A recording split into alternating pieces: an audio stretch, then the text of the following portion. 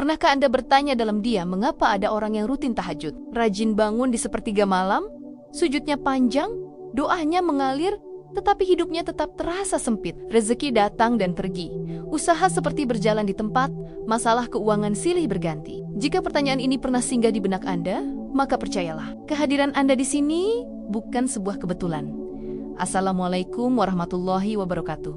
Sahabat Ilmu Langit, terima kasih sudah meluangkan waktu untuk hadir, mendengarkan, dan membuka hati di ruang perenungan ini. Setiap orang yang sampai pada pembahasan ini selalu membawa satu kesamaan. Ada kegelisahan yang belum terjawab, ada ikhtiar yang terasa belum berbuah, dan ada harapan yang masih dijaga diam-diam. Banyak orang mengira tahajud adalah jalan pintas rezeki. Bangun malam, sholat, lalu langit seolah wajib membuka pintu. Padahal tahajud bukan sekadar soal bangun dan sujud. Tahajud adalah cermin. Ia memantulkan siapa diri kita sebenarnya, bukan siapa yang kita inginkan terlihat. Di luar sana, tidak sedikit orang yang berkata, aku sudah tahajud bertahun-tahun, tapi rezekiku. Tetapi, seret, kalimat ini sering diucapkan dengan nada lelah, seolah tahajud telah gagal menjalankan fungsinya. Namun jarang sekali orang mau bertanya lebih jujur. Jangan-jangan bukan tahajudnya yang bermasalah, melainkan cara kita memaknainya.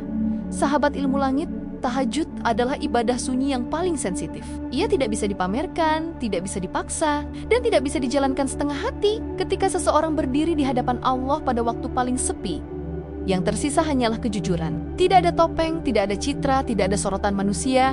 Di titik inilah banyak orang terjebak. Mereka membawa logika siang ke dalam ibadah malam.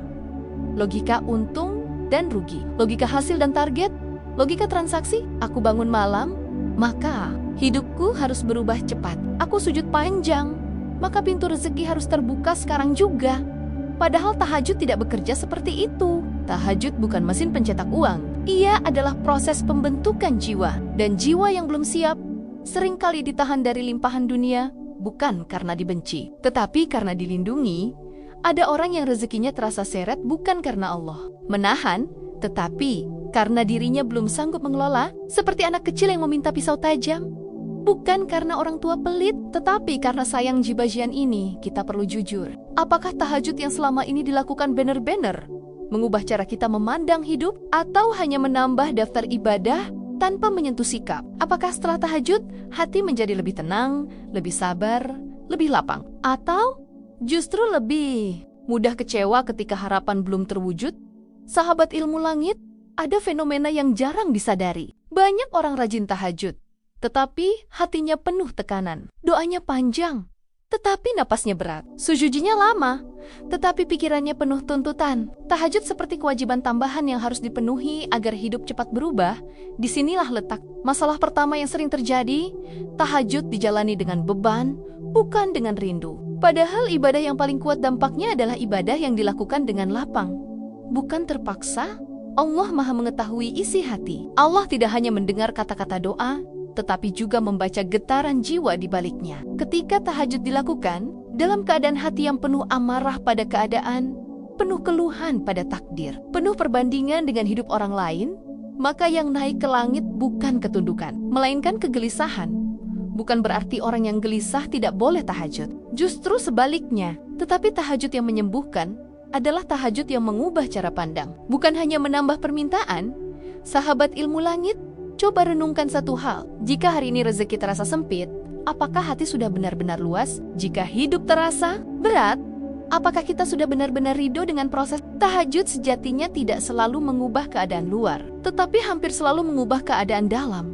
Ketika keadaan dalam berubah, keadaan luar akan mengikuti pada waktu yang paling tepat. Ada satu rahasia yang jarang dibicarakan. Rezeki sering kali tidak datang karena hati masih sibuk membandingkan, melihat orang lain lebih cepat berhasil, lebih mudah mendapatkan, lebih ringan hidupnya. Hati yang sibuk membandingkan sulit bersyukur, dan hati yang sulit bersyukur sulit ditambah. Tahajud yang sejati melatih hati untuk berhenti membandingkan dan mulai menerima. Bukan pasrah tanpa usaha, tetapi tenang dalam ikhtiar. Ketika ketenangan itu tumbuh, rezeki mulai menemukan jalannya sendiri. Jika sampai di titik ini, hati Anda terasa disentuh. Banyak yang memilih menuliskan angka 77 sebagai bentuk getaran positif. Bukan karena angka itu ajaib, tetapi karena niat baik yang diselipkan di dalamnya. Bagian pertama ini adalah pondasi. Di bagian berikutnya, kita akan masuk lebih dalam pada penyebab yang lebih spesifik tentang bagaimana doa bisa tertahan, bukan karena kurangnya ibadah, tetapi karena adanya hal-hal kecil yang sering diremehkan. Hal-hal yang tampak sepele di siang hari, tetapi berat timbangannya di malam hari, dan di bagian terakhir nanti, kita akan membuka lapisan yang paling dalam tentang hubungan antara tahajud, kejujuran hidup, dan rezeki yang bukan hanya cukup, tetapi menenangkan. Tetaplah bersama Ilmu Langit, karena setiap orang yang sampai di sini sedang dipersiapkan untuk memahami sesuatu yang lebih besar dari sekadar angka dan materi. Sahabat Ilmu Langit, jika Anda masih berada di sini, itu pertanda satu hal. Hati Anda sedang diajak masuk lebih dalam. Bagian pertama tadi bukan untuk menyalahkan siapapun, melainkan untuk membuka kesadaran bahwa tahajud bukan sekadar rutinitas malam, tetapi perjalanan batin yang sangat jujur. Dan kini, kita akan melangkah ke lapisan berikutnya, lapisan yang sering dianggap sepele. Namun justru paling banyak menahan rezeki. Banyak orang tidak menyadari bahwa rezeki tidak hanya ditarik oleh doa, tetapi juga oleh sikap. Rezeki tidak hanya ditentukan oleh seberapa sering seseorang berdiri di malam hari, tetapi juga oleh bagaimana ia berjalan di siang hari. Inilah titik yang sering terlewat. Ada orang yang tahajudnya rajin, tetapi sikapnya terhadap manusia penuh luka, lisannya ringan menghakimi. Hatinya mudah dengki, perasaannya cepat tersulut emosi. Ia merasa sudah dekat dengan Allah, tetapi hubungannya dengan sesama masih penuh jarak dan gesekan. Padahal, rezeki seringkali dititipkan melalui manusia. Sahabat Ilmu Langit, ini bukan sekadar nasihat moral. Ini adalah hukum kehidupan yang sangat halus. Allah Maha Kaya, tidak butuh perantara. Tetapi Allah sering mengalirkan rezeki lewat tangan orang lain. Ketika hubungan dengan manusia rusak, seringkali bukan doa yang ditolak, tetapi jalur rezeki yang tertutup. Ada satu kesalahan yang sering terjadi tanpa disadari. Merasa ibadah malam sudah cukup untuk menebus sikap siang yang berantakan. Seolah tahajud menjadi penghapus otomatis. Padahal, tahajud bukan pengganti akhlak, tahajud adalah penguatnya. Jika seseorang rajin tahajud tetapi masih gemar meremehkan orang lain, maka ia sedang membangun tembok tanpa sadar. Jika seseorang rajin tahajud tetapi masih menunda amanah, menyepelekan janji, dan menganggap enteng hak orang lain, maka disitulah rezeki mulai tersendat. Rezeki itu sensitif. Iya, data. Ke hati yang lapang, bukan ke hati yang penuh pembenaran diri. Banyak orang berkata, saya tidak jahat, saya hanya tegas, saya tidak sombong, saya hanya percaya diri, saya tidak pelit, saya hanya berhati-hati. Kalimat-kalimat ini sering menjadi benteng yang membuat seseorang enggan bercermin. Sahabat Ilmu Langit, tahajud yang mengubah hidup adalah tahajud yang membuat seseorang berani berkata, mungkin ada yang perlu aku perbaiki. Bukan tahajud yang membuat seseorang merasa lebih tinggi dari orang lain. Penyebab lain yang sering membuat rezeki terasa seret adalah sikap terhadap proses. Banyak orang ingin hasil cepat, tetapi tidak sabar pada tahapan. Padahal rezeki bukan hanya soal sampai, tetapi soal kesiapan. Ada orang yang diberi sedikit tetapi gelisah. Ada orang yang diberi banyak tetapi hancur. Allah lebih tahu kapan memberi dan kapan menahan. Bukan untuk menyiksa, tetapi untuk menjaga. Tahajud yang benar tidak menuntut waktu Allah, tetapi mempercayai waktunya.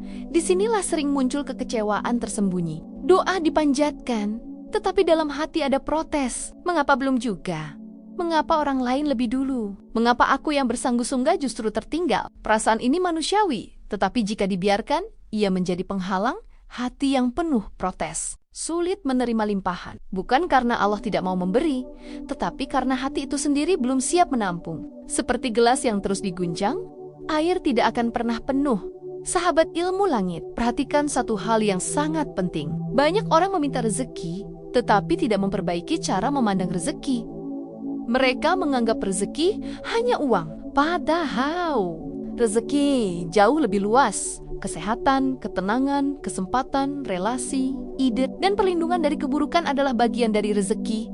Ketika seseorang fokus hanya pada uang, ia sering menutup mata dari rezeki lain yang sedang mengalir. Akibatnya, ia merasa kekurangan padahal sedang dicukupi dari banyak sisi. Perasaan kurang ini pelen-pelen menggerogoti syukur. Syukur bukan sekadar ucapan, tetapi sikap batin. Tahajud yang disertai syukur melahirkan ketenangan. Tahajud yang disertai keluhan melahirkan kelelahan. Dua-duanya terlihat sama di luar tetapi sangat berbeda di dalam. ada lagi satu hal yang sering luput. Cara seseorang mencari rezeki, tahajud tidak akan memperbaiki rezeki yang dicari dengan cara yang tidak jujur. Doa tidak akan membersihkan penghasilan yang masih bercampur dengan kezaliman. Sekecil apapun itu, banyak orang berkata, ini hanya sedikit, ini hanya keadaan terpaksa, ini hanya sekali. Padahal, rezeki tidak mengenal istilah sedikit dalam kejujuran. Sekecil apapun yang tidak benar, ia meninggalkan jejak.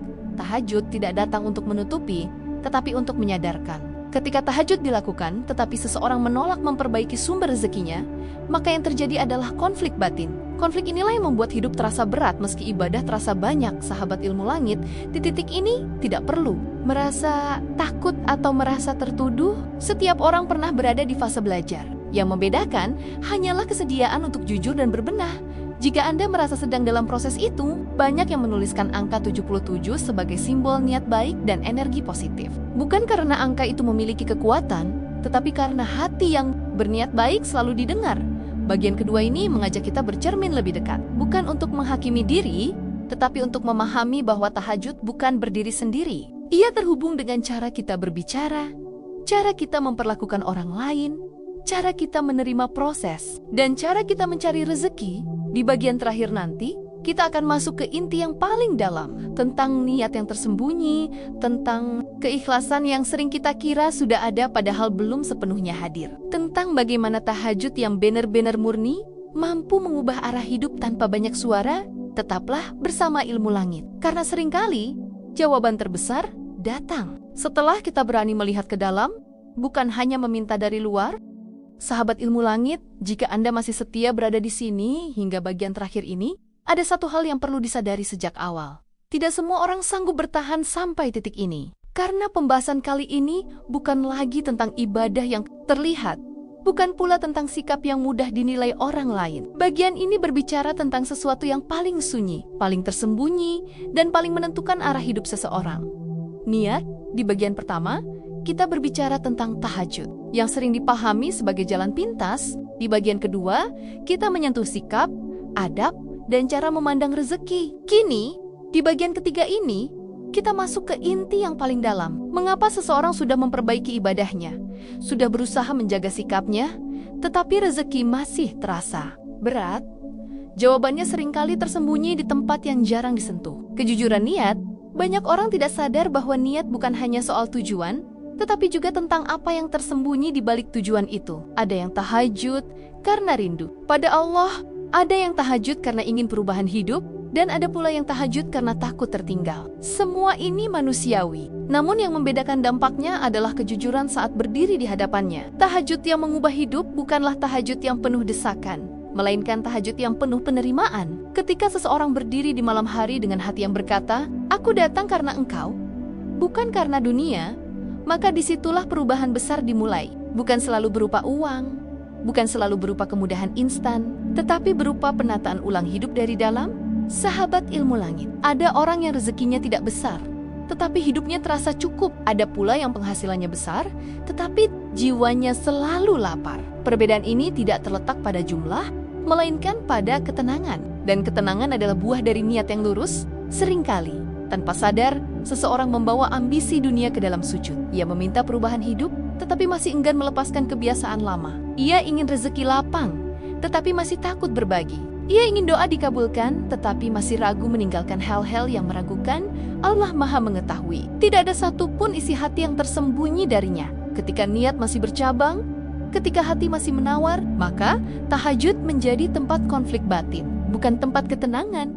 Inilah sebab mengapa sebagian orang merasa lelah setelah tahajud. Bukan karena ibadahnya berat, tetapi karena jiwanya sedang berperang dengan dirinya sendiri, antara ingin berubah dan takut kehilangan, antara berharap pada Allah dan masih bergantung pada cara lama. Sahabat Ilmu Langit, tahajud sejatinya adalah latihan kejujuran. Kejujuran untuk mengakui kelemahan, kejujuran untuk mengakui ketakutan, kejujuran untuk berkata, "Aku belum sepenuhnya ikhlas, tapi aku ingin belajar." Ketika kejujuran ini hadir, tahajud tidak lagi terasa sebagai beban. Ia menjadi ruang aman, ruang untuk menangis tanpa tuntutan, ruang untuk berdoa tanpa tekanan, ruang untuk diam dan merasa cukup bersama Allah. Rezeki seringkali tertahan bukan karena doa kurang, tetapi karena hati belum siap menerima dengan lapang.